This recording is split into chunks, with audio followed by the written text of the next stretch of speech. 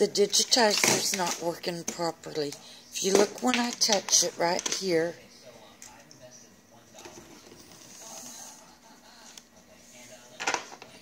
you'll see a lot of touch points. If I touch something right there,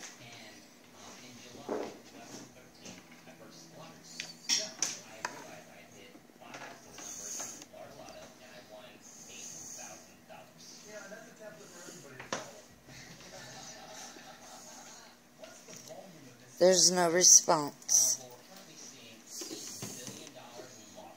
If I use a mouse and go to it, it says it's busy, and double click,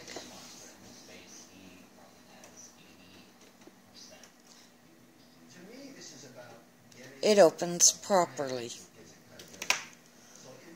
If I go to close it, you've seen at least 3 or 4 touch points go on it. Show you again. This is not a proper working digitizer.